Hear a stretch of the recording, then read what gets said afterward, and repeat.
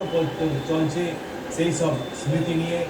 আর সেদিন যখন জগন্নাথ মহাপ্রভু রথে টান পড়ল, এখন সেই রথ টান পড়ার সময় শ্রী চৈতন্য দেবের যে নৃত্য তন্ময় লীন হয়ে গেছিলেন উনি, ভাবাবেশে যে ভাবাবেগে উনি আমোদিত হয়ে গেছিলেন, উন্মত্ত হয়ে উঠেছিলেন, সেই সময়ের নৃত্যর কথা বলবো।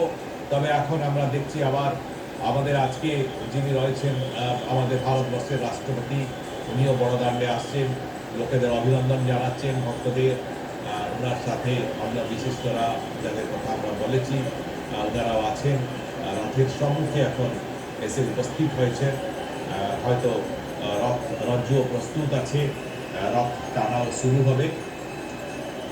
আর রথযাত্রা সমারোহ যখন রথে টান পড়ে তখন সেই শ্রী চৈতন্য চরিতামৃতে ত্রয়োদশ পরিচ্ছেদে এইরকম বর্ণনা আছে রথ টানা।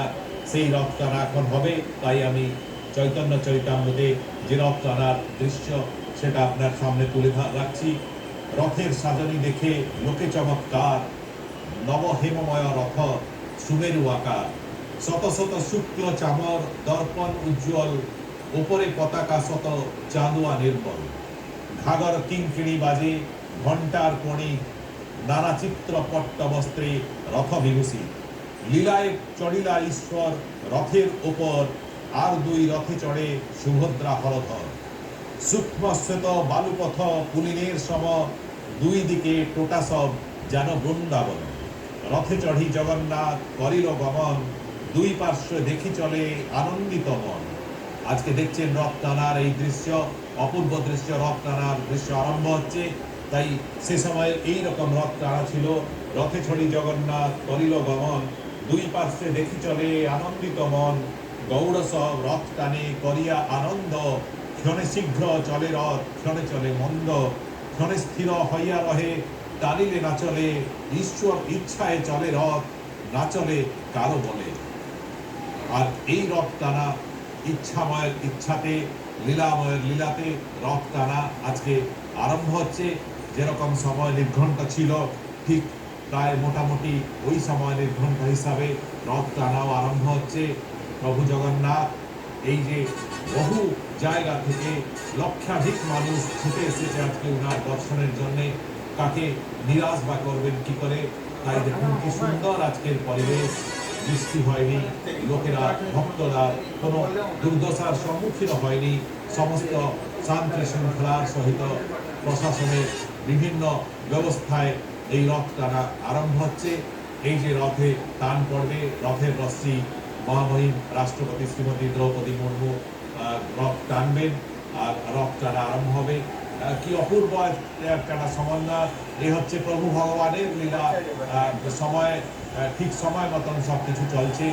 সবচেয়ে বড় কথা হচ্ছে যে আবহাওয়া দপ্তরের যে ছিল আজকে বৃষ্টি হবে, কিছুদিন আগে তো আমরা পড়ছিলাম যে পুরীতে আজকে প্রবল বৃষ্টি হবে, কিন্তু বৃষ্টি আমরা দেখছি না, বরং বেশ ভালো আবহাওয়া আছে, ভালো বাতাবরণ রয়েছে।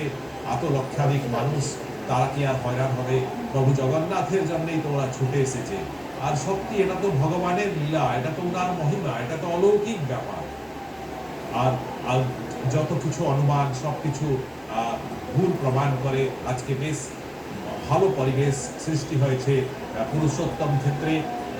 রথে টান দিতে, রথে জগন্নাথ মহাপ্রভুকে দর্শন করতে যারা এসেছে যেখান থেকে, সবাই খুব আনন্দ মনে আমোদিত হয়ে প্রসন্ন চিত্তে প্রভুর দর্শন করছে, রথযাত্রায় সামিল হয়েছে, রথযাত্রায় সবাই সামিল হয়েছে।